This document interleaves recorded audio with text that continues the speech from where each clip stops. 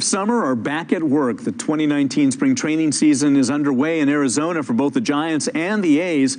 And catching a spring training game is an easy getaway, and it comes with some surprising desert perks. Our travel enthusiast Dana Rebmann joins us now with more on that. You know, so many people go down there with just baseball on their mind, which is great. Which is great. But there's so much more. They wait for this time of year. Oh, they wait. Yeah. So Scottsdale and Mesa. 15 minutes apart, you can catch them both, but there's so much to do in between. You might even skip a game, just might. Let's go kayaking. Let's go kayaking. Let's go kayaking. It's one of my many favorite activities. This is in the desert. People, who thought, right? I mean, people would have had no idea. So this is the Lower Salt River.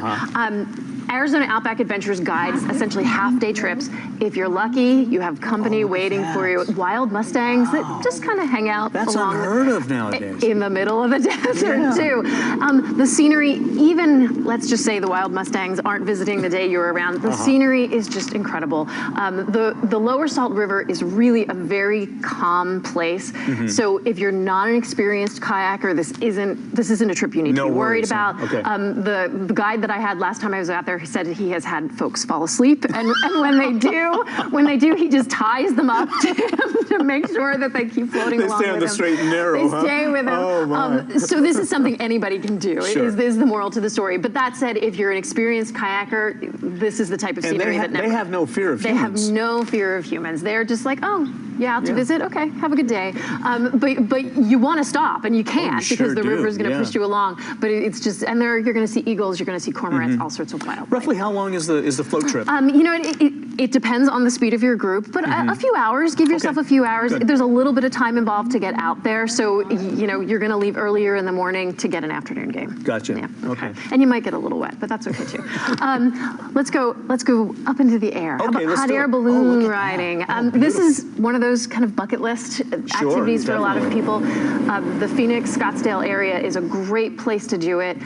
You get up early. I'm not going to lie. It's a 6:15 wake-up call, but will you remember it once you're looking at? And you can nap later in the day. You can nap after the game. It's okay. Really quiet and still once you're up there. People that have never done it before maybe have a fear it's going to be noisy. All you hear is what is below you. You can hear the sounds of dogs barking in the distance. You can hear maybe the person next to you talking. But other than that, very calm, very relaxing. But nobody falling asleep on this one. Nobody falling asleep on this one, no. And when you come back on ground, a lot of the trips you're treated to champagne toast, you're treated to breakfast/brunch. I can't think of a better way to cap it off. It's a very nice way to start the day before a game. And roughly what are we talking about here in cost? In cost, we're talking about $175 a person. Sometimes there are specials, so it's worth checking out. But again, a little bit of a splurge, but something you'll be talking about. Oh, definitely. And the photos, fantastic. Pretty the memories are great. Another good thing to squeeze in between a game, Taliesin West. Frank Lloyd Wright. He had he has a reputation with the Bay Area. Well, he left his mark in the desert. If you can go at night, this is what sunset is going to treat you to. So no complaints there. It's a stunning property built in the 1930s. Famous home, famous architectural school, and his apprentices.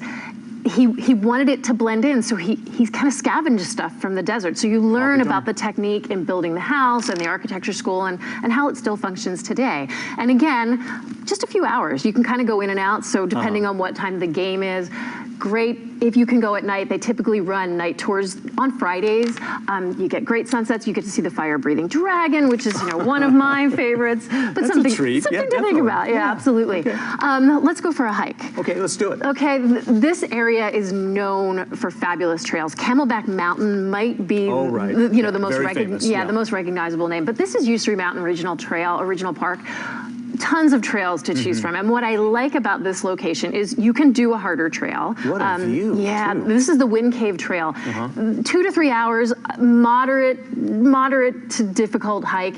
But if you want more of that stroll, you can do a quarter of a mile. I mean, you can really pick and choose, and that's a nice option for people. Sometimes you just want to stroll, and sometimes you want to break a sweat, and that's okay too. Yeah, I think it's great too that if you're going to go all that way, you want to see some of the desert. Absolutely, know where you are. And very last but not least, if you're craving some air conditioning, it happens. Go check out the Musical Instrument Museum. And I don't often recommend museums because people kind of go, this is just a really unique setting. Almost 7,000 instruments when it's all said and done. Some of them you have never heard of, you've never seen. Some of them you can touch, you can play, but some of them will leave a mark. This is John Lennon's piano where he composed Imagine. So you're going to find something for everyone, a lot to see. All right. Dana, thank you so much for showing us this different view of the Valley of the Sun. Don't skip a game. We'll be right back.